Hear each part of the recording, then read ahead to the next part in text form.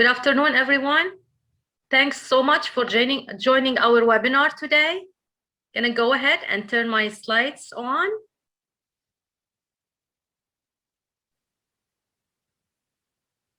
All right, so welcome to the Patient and Family-Centered Care and Research Partnerships during COVID-19 webinar. I'm Hanan Abu Matar. I'm a family physician and a researcher, and I direct the Armstrong Institute Center for Engagement and Patient-Centered Innovations.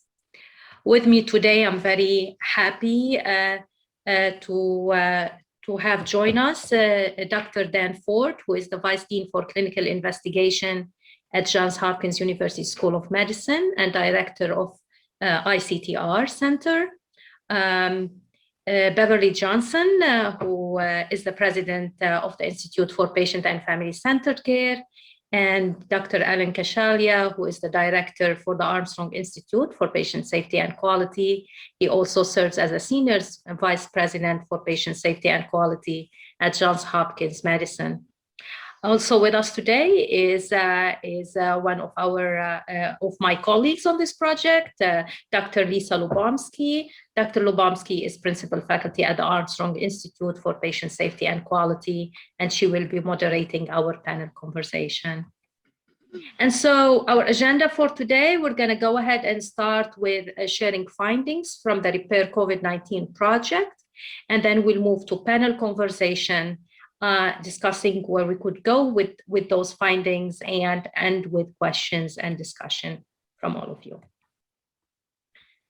So starting off, Repair COVID-19 stands for Recovering Patients Informing Research About COVID-19. I'm going to go ahead and start with a project overview and key findings. I don't have any conflicts of interest to declare. I am very grateful for the PCORI for funding this project through the Eugene Washington Engagement Award mechanism. So we had a large transdisciplinary team on this project that includes Excuse me, Yes? I'm sorry to interrupt you. I just want to let you know, we are not seeing your slides. Oh, well, I am glad you interrupted me, Lisa. Okay.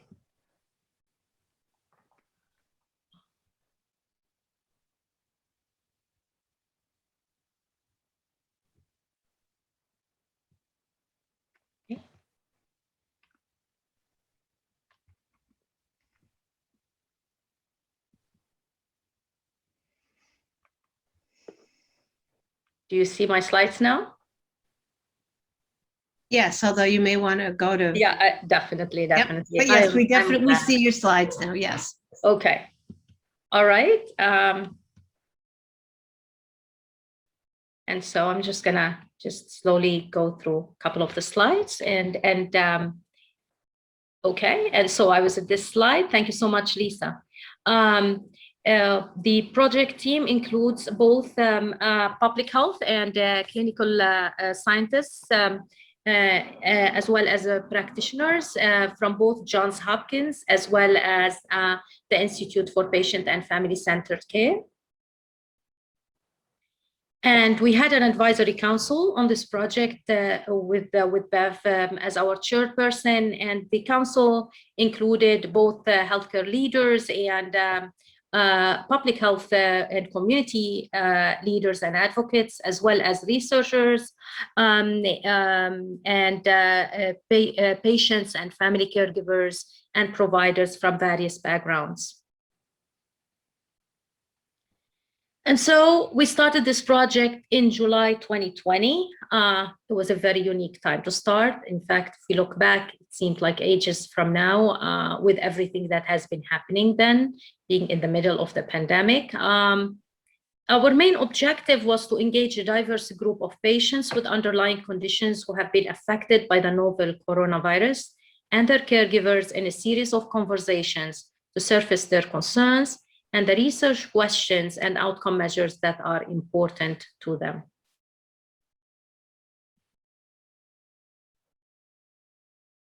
And so over the past year, we reached out to adults who have been affected by COVID and their caregivers. 45 patients and 8 caregivers joined the project, and 31 patients and 6 caregivers participated in our virtual conversations.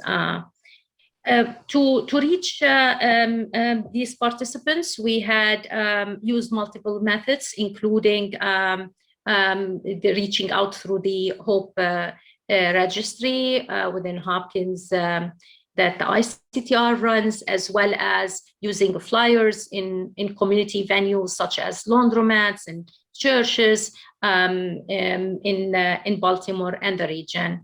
And we used both for, we reached out for both English and Spanish speakers. We had participants from across the US and from a varying background of life experiences and occupations, anywhere from professors to people working in construction industry and healthcare industry. We had 45 patient participants. Their mean age was 48 years. 20 of those participants stayed in the hospital and 6 required ICU stay, some for prolonged stays up to 7 weeks. 5 were intubated, and then 28 out of the 45 were still having symptoms related to COVID, including breathing problems, extreme fatigue, leg pains, chest pains, brain fog, memory loss.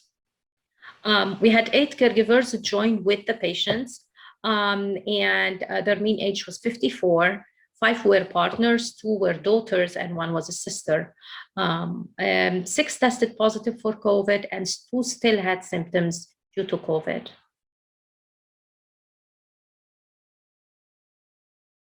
We conducted multiple conversations, both group and individual conversations. All of those were conducted via Zoom. 2 groups was devoted for people who were not in the hospital, 2 other groups for people who were hospitalized, 2 groups for Spanish speakers, and 1 group for family caregivers. We also conducted individual conversations with 2 people who had been on mechanical ventilation and 2 additional caregivers who could not join the caregivers group. So we helped prepare people before they joined the conversations in terms of addressing any technical issues. Once they joined the conversation, we took notes, audio recorded the conversations, and transcribed all the conversations. We translated the Spanish transcripts, and then 2 researchers read each of the transcripts. Then we analyzed the conversations for emerging themes and coded transcripts using NVivo software. So we had really rich information from those conversations, and the conversation covered a very broad ground. We surfaced many overarching themes, and I included those on those slides just so you know the breadth of the discussions, anywhere from things around the information available to about COVID, to individual health choices and decisions related to COVID, and to the effects of having an underlying health condition.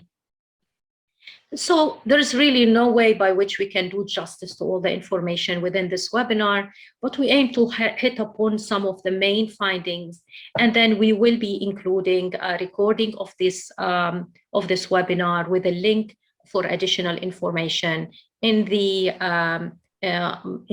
email that will go out to you all after this webinar. So starting with the patient and caregivers' questions and concerns, we had a range of questions and concerns from participants, and the nature of the questions and concerns early in the pandemic was different because, as we have all lived it, there was a high level of confusion and really sparse amount of information at the beginning of the pandemic, and that did change over time. Although to this day, many people do struggle with finding the right information. This is one of the participants who said, I'm not so sure about getting vaccinated because I see so many things that appear on the social network that scare me. They say you can turn into a zombie. I don't know. The mere truth, I'm traumatized, I think. So what are some of these questions and concerns? For example, people voice that they do not know what to expect, how sick they're going to get, what are the harsher symptoms, what would happen, how to keep families safe, what are the treatment options, when is oxygen needed, and there's a lot of confusion about oxygen and oxygen devices and what the numbers mean for those participants, what medications to take or avoid taking, how to manage at home, when to go to the hospital, what to do about underlying conditions. So we had patients, for example, asking, should they didn't know whether they need, it is okay to take their inhalers or steroids if they were to have an asthma attack early on. Questions about recovery, gaining back strength, and regaining senses of smell and taste. Experiences with COVID diagnosis and treatment. People shared a lot of heartbreaking stories, stories about being very panicked, fearful about the lives of their loved ones, stories of grief with losing loved ones, heartbreaking stories about separation at the door of the hospital and not seeing people for many months afterwards. There was a lot of anguish described, and also stories about recovery and ongoing consequences, including loss of jobs and continued disability. And so we're going to share some of what we've learned around that. There was a lot of stories that reflected a lot of gratitude. And there was even people who were really frustrated with many aspects of their experience. They said, well, I'm so thankful people saved my life. And so that was an underlying sentiment. People were also really grateful for very unique supports that they received. For example, this participant shared that the doctor would go over the morning labs with me, explained everything, answered all my questions, very respectful. Same doctor every day would in the afternoon get on the phone and call our daughter-in-law up in city and go over those lab results with her because she shared with the rest of the family. The nurse came twice a day, and that was really very wonderful because otherwise you would be isolated. And indeed, many people described very intense isolation during their hospital stay. Another person shared, nursing care for me went very well, the compassion and the understanding of the nurses.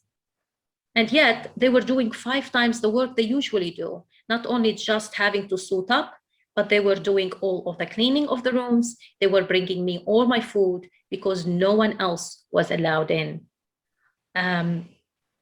And another person shared the speech therapist who was helping me, and this is a person who was intubated and been in the ICU for a long time before he had the opportunity to work with a speech therapist.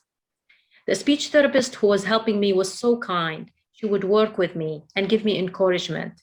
She even would start taking the thing off the trach and putting the cap on, which would allow me to talk with his family for like 15 minutes.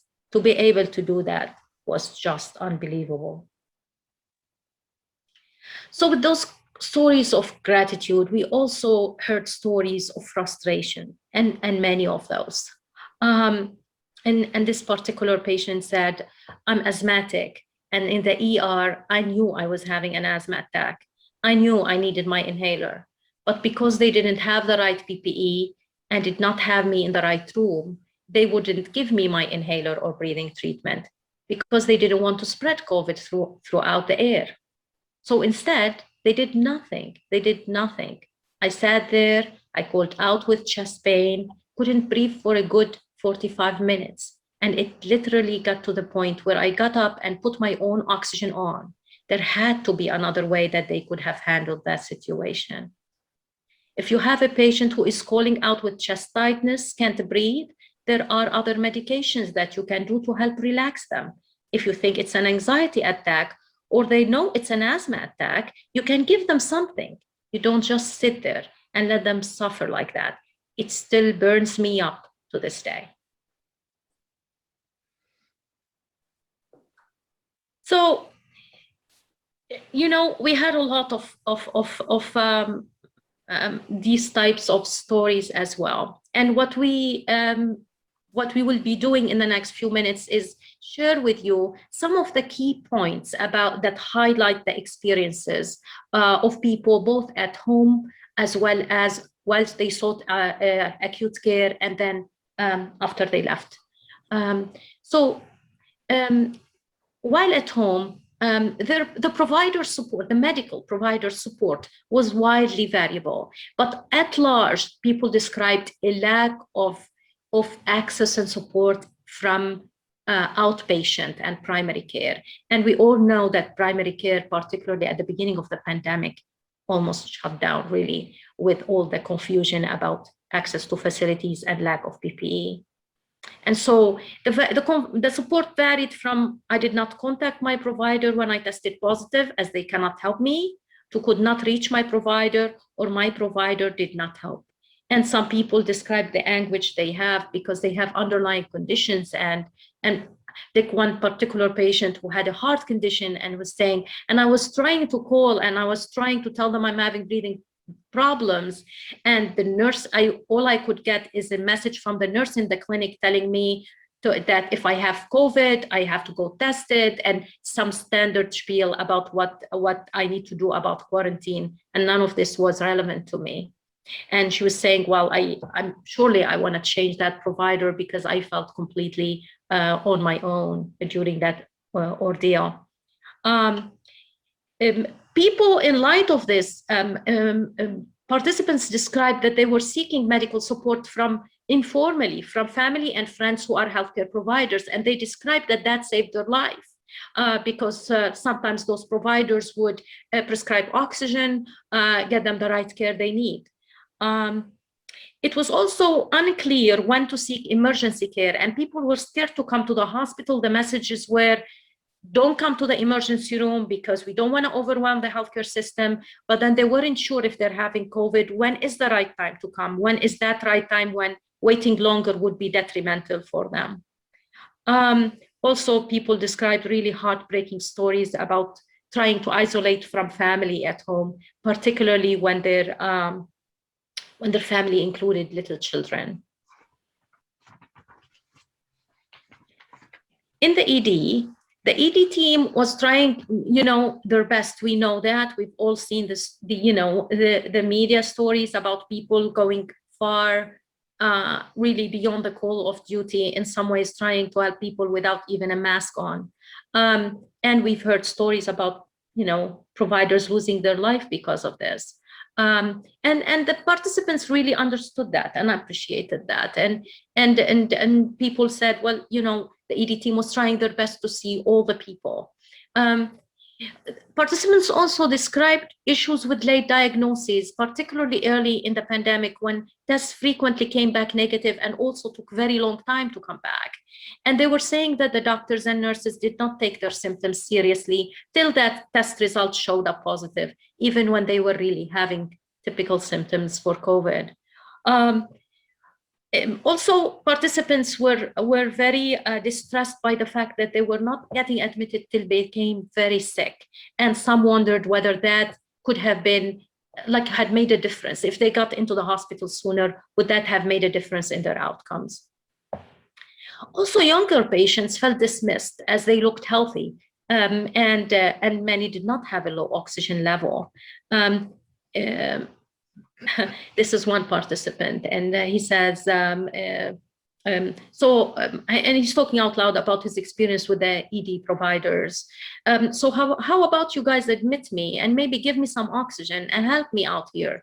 Because I know my stats aren't low, but there's an elephant sitting on my chest and I'm so tired that I can barely walk 3 steps. This particular patient proceeded to afterwards need to come to the ICU and be intubated and received the whole 9 yards in regards to treatment that was available at the time. People also described variable experiences with hospital treatment and support. The treatment described ranged from no specific treatment, just quarantine and wait it out, to receiving remdesivir, steroids, and convalescent plasma. And they also described their support in a very, very variable manner. And remember, we did have participants from across the country. From anywhere from one participant saying, I received little support and treated like I had the plague, to treated compassionately, though doctors and nurses are overworked. A very common theme was the fact that there was strict isolation and that the family members could not visit. And as I said, heartbreaking stories about people having there is one particular story of a patient who, of a caregiver, she dropped the patient at the hospital door, was sent to across the street to get a COVID test herself because she was also having symptoms. And then she couldn't, then after that was the last time she saw her husband for several months later. Just another story of family. The patient gets admitted.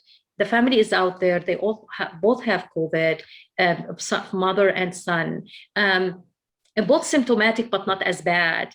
And so they are sent out home, but the husband had the keys and they just couldn't go home. And the woman was crying for a while. Unfortunately, she didn't speak English, so it took some time really to figure out what was going on and get those keys. So because they couldn't call a taxi or an Uber, they're both positive for COVID. And how are they going to go home? So the issues with language barrier was also very, very strong.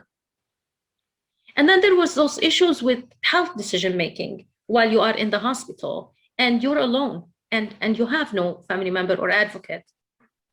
This is one of the caregivers, participants saying, my wife would call me after the doctor's visit.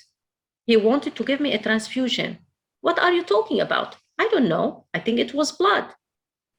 So this is the wife really confused about what was happening to her and not knowing how to answer the doctor, her husband's questions about what the doctor said.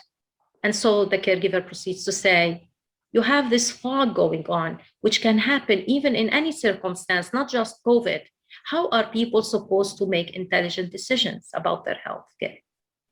This was also a common theme. Many participants described and actually used words like it was not fair that they were being asked to answer questions about what should happen to them afterwards, making major decisions about their health when they knew they were entirely confused and very much under the effect of brain fog. And that's how that was a common term that they described, they used often. After acute care. So one thing that people stated is when they were in the ED, people took care of them. When they were in the hospital, they got a lot of care. But then when they were sent out, there was nothing. And so, even though obviously when they go out, they need additional support, they were saying not that they didn't have, for example, an appointment with someone by video at some point, which was a big issue, right? Because a lot of the organizations could not bring patients back in a safe way to be seen in outpatient settings. But they said, well, I mean, we needed like somebody to call us every week or check on us and see how we're doing. So they described that lack of more close follow-up after they left the ED. Also, they were not clear when they should come back to the ED. And there was a mixed message, many mixed messages about that. So people will come in early during their illness, they were sent home, and they're symptomatic. They don't know at what point they need to come back, because there's also an implied message not to come to the hospital because it's an overwhelming place, and everybody was, like we had shortage of beds, etc. Also described difficulty accessing rehab services and long COVID clinics. Rehab facilities had low number of staff, which made it like it was really hard to hear patients talking about how they would wait for with a bedpan there, and you know it'll be hours before somebody would take it after they have had bowel movement.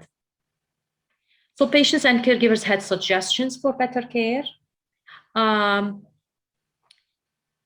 Some suggested having an advocate with every patient to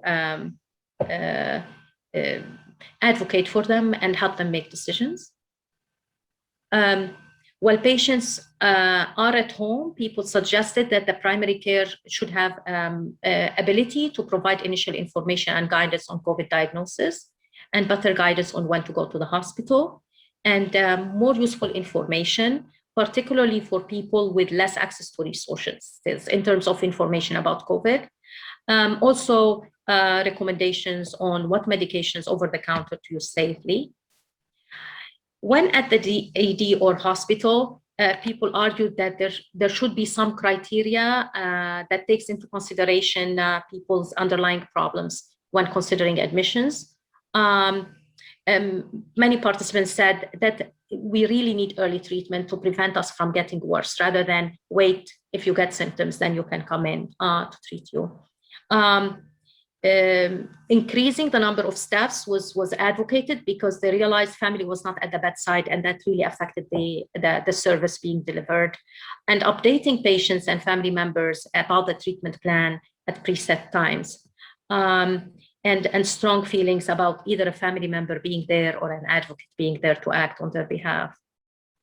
After acute care, there was a lot of suggestions about guidance about self-care and maintaining close follow-up and access to COVID clinics and rehab facilities. One of the goals of this project was also to understand people's perspective about the research questions that they think research studies should help answer about COVID. And so we brainstormed in each event what questions patients and caregivers had, and had a long list of questions, identified broad topic areas, and then identified questions of most concern. And so I have included in a few slides the broad topic areas with sample questions, which you can look at once we send you the link. It's nothing that you're gonna remember, but it really covered a big space, a wide area from diagnosis, treatment, recovery, long-term effects, prevention, vaccines, and effect of the pandemic at large on society. Now, I'm gonna go over a few of the questions that they indicated as most important. There were questions about immunity to COVID. Can I become reinfected? Why are individuals affected differently by COVID? For example, some people may develop a heart disease versus lung disease. Why do some people have milder symptoms and others have more severe symptoms? When should I go to the hospital? What can be taken care of at home without having to go to the hospital? When is it too late to go to the hospital? What are the long-term effects of COVID? What are the psychological and mental health effects of COVID? And then how does COVID affect other autoimmune conditions? And could it cause an autoimmune condition?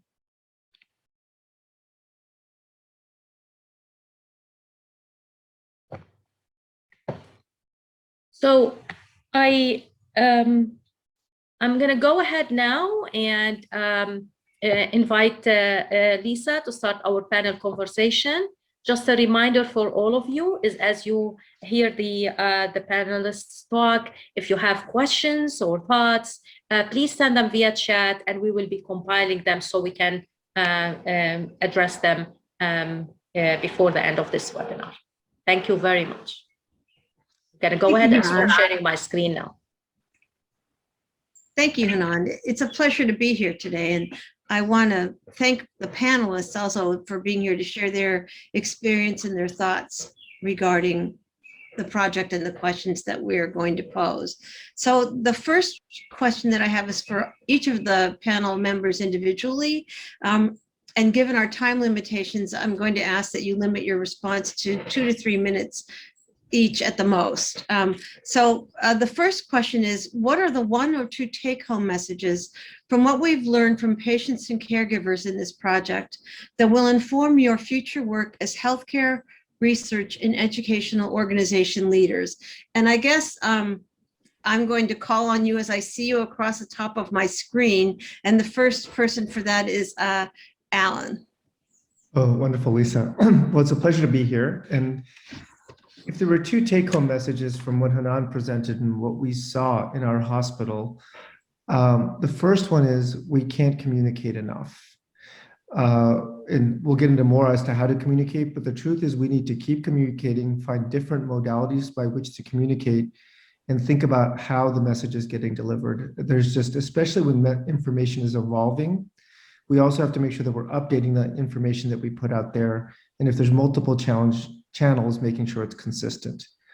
And the second piece has to do with a lot of hospitals had stopped visitation simply because we were worried about the spread of disease.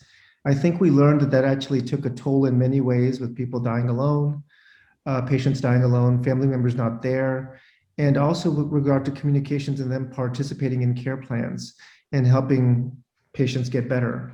So I think the other thing that we've learned is we have to find a better way to make sure that we can keep our patients and families together when there's an episode of illness. Those are the 2 big ones. Thank you. And now I'd like to ask the same question of Dr. Dan Ford.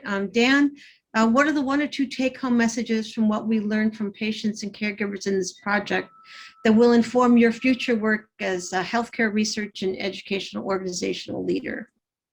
Yeah, I mean, I think the one is we definitely have to, I mean, it's an unusual condition to some extent, right? Where a small number of people get a severe illness and they don't have any experience with it. We really don't have a single provider or specialist that takes care of it.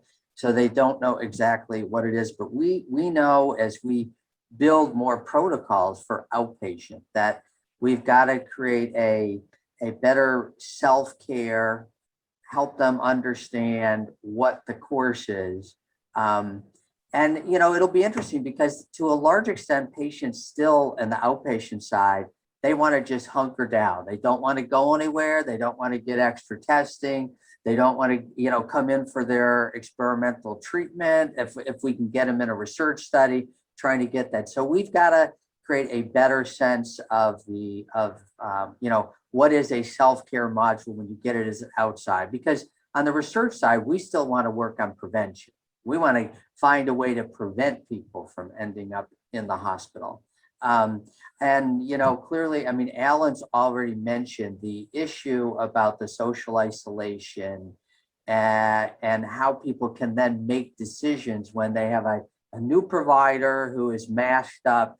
They don't have, you know, they don't have a trusted physician usually in the way it's worked out that they know that's there, and they don't have the family members, which really makes them very cautious about joining into new studies. And somehow we've got to find a better way to bring in their other confidence in a more authentic way that's going to help them feel that they can make the decision. Because our experience with research is as soon as it got a little complicated, even the fact like you might have to come back for another visit or for another COVID test, or the complexity of the protocol, they were like, can't do it.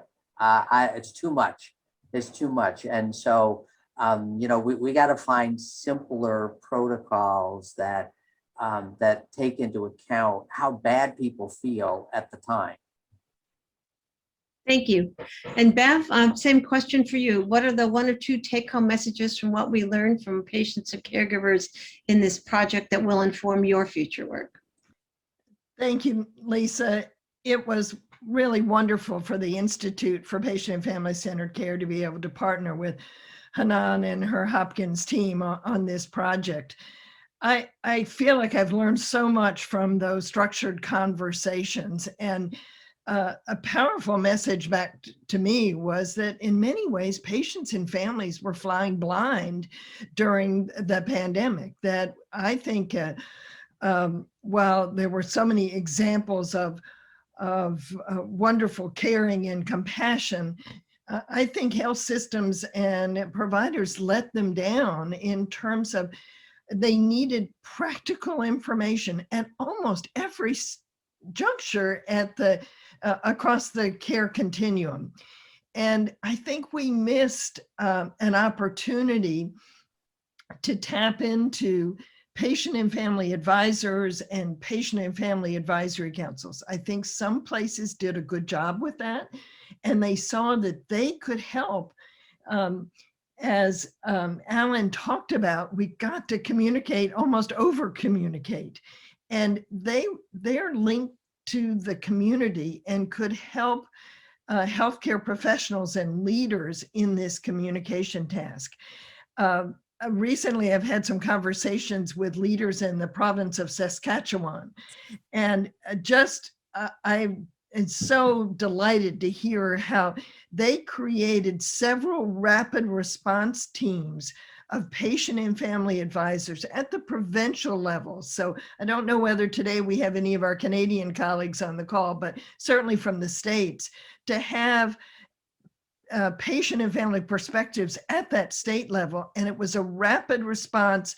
They're just reviewing the outgoing messages. Do they make sense? Are they clear? Are they addressing the issues? And then they had another group called patient and family influencers.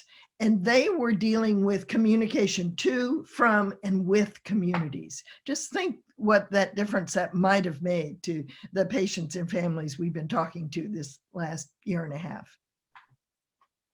Thank you. So my next question is for Alan. And our question is, how can healthcare organizations and providers ensure that patients and family caregivers receive timely and accurate information regarding COVID-19 and or other healthcare emergencies? Yeah, and I think this ties into the earlier question. I'm not sure healthcare organizations can do enough, simply because when something is new, like it was with COVID-19, often the healthcare community doesn't have all the answers too. So it becomes challenging when you're also conveying uncertainty. That said, I do think there are a lot of things that we could do, and I saw a lot of health systems do this. Making sure our websites have the most recent and up-to-date information, making sure that information is easy to find on the website. And again, thinking about the different languages that we talked about, providing links to other organizations or sites that can help with it, and specific links rather than just saying, go check the CDC, actually providing the relevant site there can help. Something else I think can be helpful is that, that's there when people want to go looking for it. I think pushing information to people you have in your system can go a long way with regard to kind of just keeping them prepared when something goes wrong. So thinking about what they would need in the moment and kind of just preparing them for it in case they needed that information. It gets a little bit harder once they want to access the system. I think we have to find a way to make it easy for people to call in and talk to folks when they have questions around illnesses. I think, as Hanan mentioned, that was a big challenge in the outpatient setting when this whole pandemic got started, but figuring out how we do that. Also thinking about our providers, they're often happy to answer, and physicians, I should say also as well, right, included in providers. They're often happy to answer all the questions, but the issue becomes one of time. So it becomes, it's upon us who help run health systems to think about how do we make it easier for those providers to communicate what they want. It could be having additional resources set up to communicate information to people. It could be making the right handouts. There's just a lot more work I think that we can do in that regard. But again, it's an ongoing challenge, especially when it's evolving, because the one day you think that you've gotten the right message out, the next day it's different. So. Yep, that's for sure, isn't it? Okay, my next question is for Dan. Given the broad range of research topics that the patients and caregivers have raised about COVID-19, what do you think would be effective steps to share those with the research community so that they may be further considered for research studies? Well, I think, as you've gone through this process to summarize what are the issues that sort of were important to them, day to day. I mean, those are important. And we do have several publications that we go back to the COVID research community, at least at Hopkins, and it might not be true at other places, but this would be a good report to share with our COVID research coordinating committee, which is really where all the COVID related protocols go through. And I would love to actually share that. We still are meeting on a weekly basis because we're still seeing less studies being started, but now we're having to decide which of the studies that were started, do we need to close down so we can focus on the most important ones. And certainly, the move towards the long hauler post-acute COVID is where there's a lot of interest and work now. And, the national study is starting in that area too. And it would be very helpful for these particular questions and how patients formulate it, that it's not one symptom that they're concerned about, it's the broad symptoms. I think those would be, important to communicate to the research community. Great, thank you, Dan. And Bev, my next question is obviously for you, and it's based on your organization's experience with the COVID-19 pandemic. What are some of the key actions that healthcare organizations, including long-term care facilities, can take to prevent the isolation experiences reported by patients with COVID-19 during their hospital and inpatient rehabilitation stays? Lisa, thank you for that question. And I was pleased to hear and to build on Alan's thought about, a takeaway was, did we too quickly and very completely stop, quote, visitation? We don't like to use that word.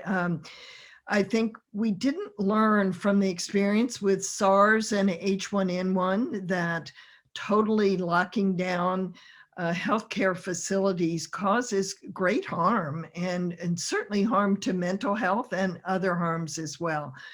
I think one of the things that we experienced at IPFCC was hearing and observing that almost immediately the response was to label families as, quote, visitors, and to lock down hospitals, acute rehab, post-acute rehab, and long-term care. And in doing that, by labeling them as visitors, almost throwing away years of experience of seeing families as essential allies for quality and safety. And I'm not saying in any way that I want to disregard public health standards and the cautions that come with that. But I think that we could have really had a wiser approach that you really used an ethical approach where we tried to balance and really achieve a better balance between the benefits and the harms of any change in policies related to family presence and participation.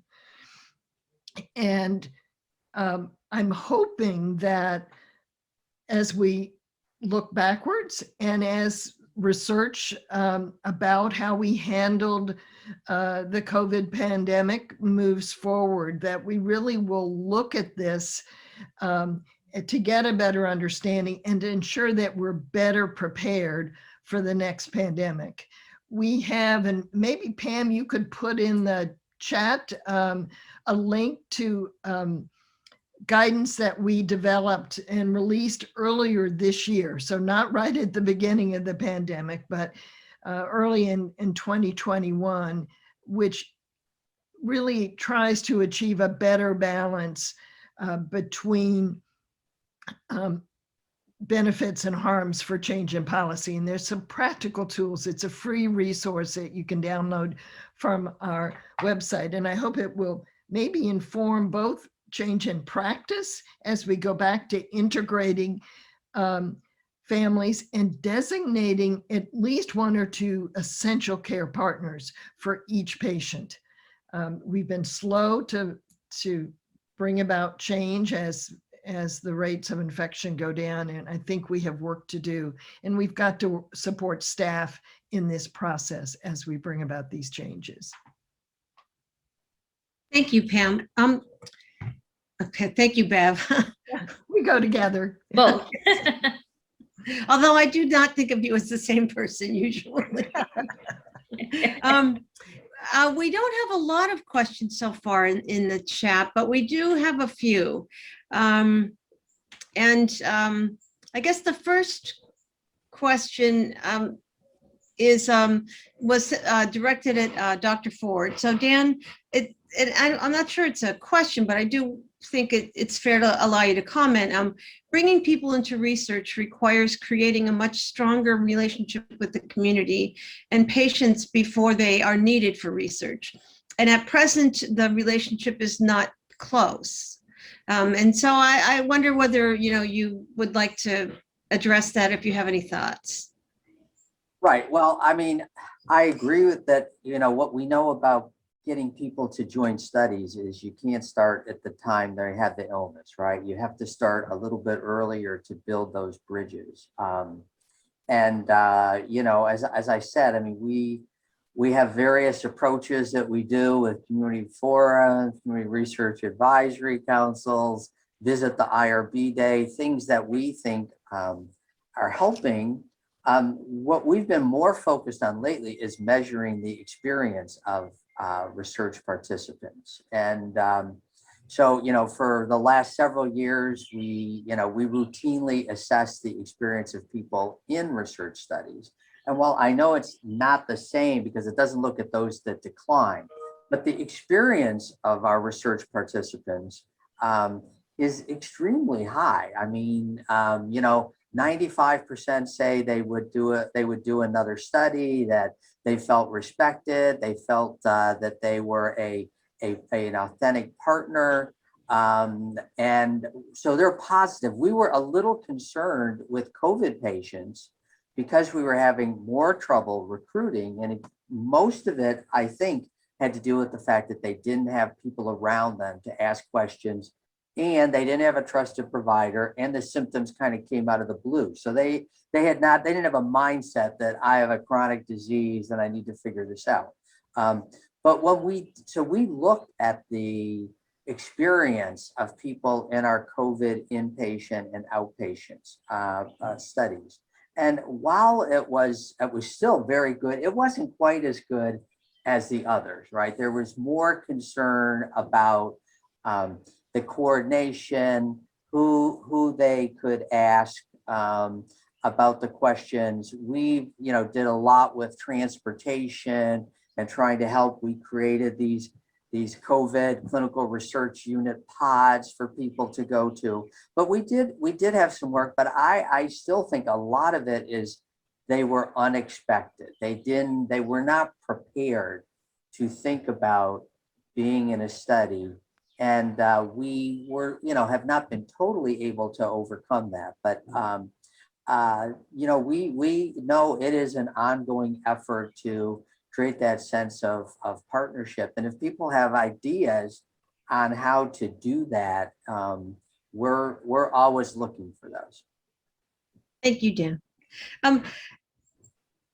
I do have one more question, and this question is directed at Alan, and it actually is a question that is personally interesting to me as well. And it's what do you think healthcare organizations can do to help address the communication needs of patients and family caregivers during a pandemic situation? And in particular, my question related to this is especially when really the information that people need is not available because it's not known yet, because it was such an emerging situation during especially the early pandemic.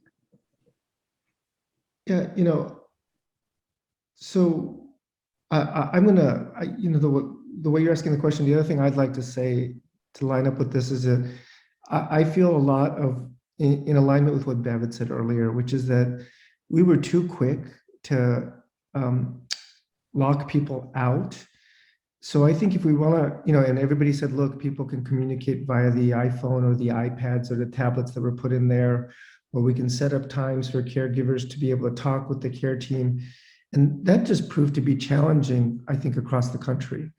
So I think if we want to address these communication needs, given all the logistical challenges that exist, especially when somebody's sick and doesn't want to pick up an iPad, or when you've got care teams that are always on the move, is to figure out how you let those care partners be there. That way, when the clinical team shows up, there can be a meaningful conversation with a back and forth question, which you can't always do electronically over email, over chat, or even over the phone, because you can just read conversations better. That way, they can also relay information to the patient who may not be in the best situation to get the information or not. So I think we've spent 20 to 30 years getting everybody to understand that care partners are care partners. They're essential members of the team. And I use the word visitors at times, and I shouldn't, although I think I use the words interchangeably, but I understand the difference. But I think the key to this is to figure out how do we keep the care partners in as essential members of the team, because that is the key to communication right there. Thank you. I'd like to say thank you to our three panelists for joining us today and for sharing your thoughts and experiences during the pandemic. And now for the remainder of our webinar here today, we'd like to move on to taking your questions and answers from the members of the audience.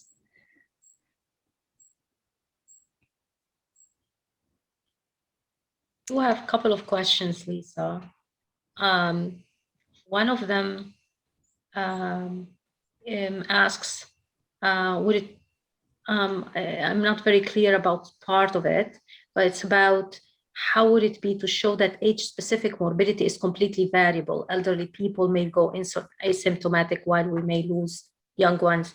I mean, indeed, that was one of the very confusing question for many of the participants in this project. The fact that sometimes young adults can get so sick, while older adults can recover very easily, and there's a lot that we don't know yet about how this virus affects our system and how it may trigger some autoimmune reactions that may affect people in a much more severe ways than one would anticipate.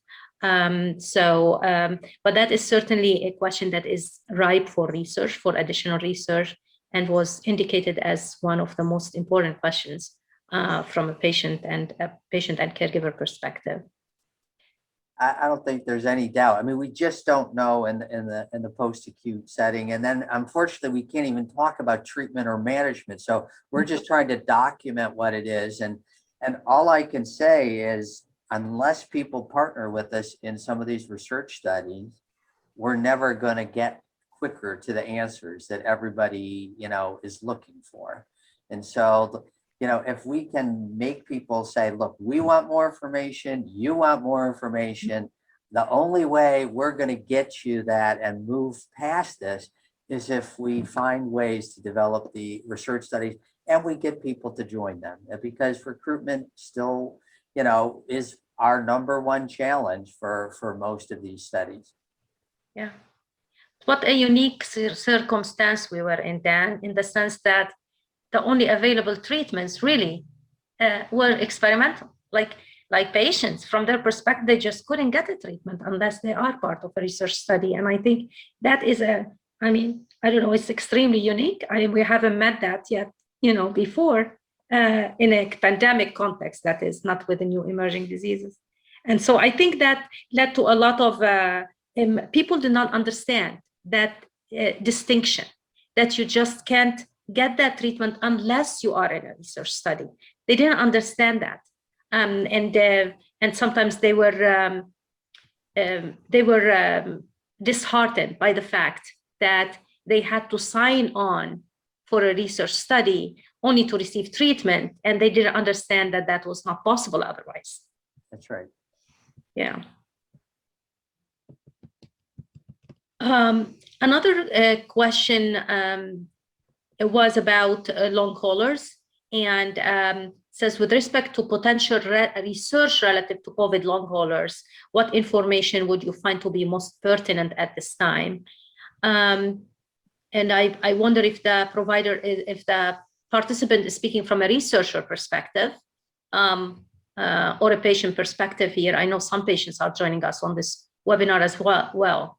But if it's from a researcher perspective, about patient perspectives, there were a lot of questions pertaining to long haul symptoms that the patient felt very important to address. For example, questions about effects of having COVID illness over time on memory loss and then dementia, and particularly among patients who already have some underlying conditions that make them more likely to develop dementia.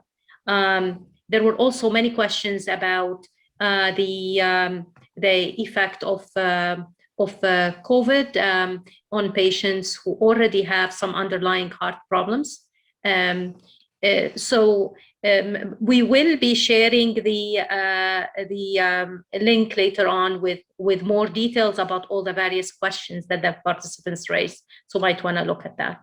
Yeah, I mean, I think the just so you know, we're participating with the National Institute of Health on 3 big parts of the post-COVID, right? One is looking at the electronic medical record data where you can look at thousands of patients.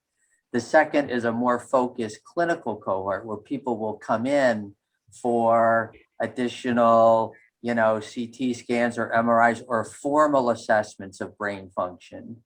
And then there's another one that's based on autopsy studies. So for people that die, can you tell what was the impact of COVID?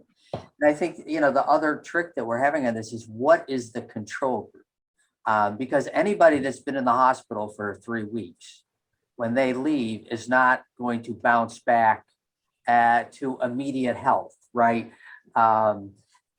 And so you have to really, figure out how much of this is, recovery from a severe acute illness, much like anybody that has been in the ICU or on a ventilator, and what is unique to COVID. And that's where we're looking right now. Okay. Well, we're getting towards the end of our time. I want to thank all our participants in this webinar. I also want to thank our panelists and for this wonderful conversation, as well as Lisa, who moderated the panel. I hope that we continue to get to a point where the pandemic activity is getting less and less over time, and we see people getting vaccinated and see us in a place where we're putting this behind our back and learning the best we can about how we potentially can manage future pandemic circumstances, but hoping that we will never, ever, ever, ever, ever go through what we went through in the past year. Any final comments from any of you before we close? It was an excellent job. It's really good to hear the perspective of people that have gone through it or seen their family members. It was a big deal for them, and we're still recovering from it. Yeah, absolutely. Yeah, I want to say big thank you for all participants on this project, as well as all our partners. Thank you so much, and have a great day. You too. Bye-bye. Bye-bye.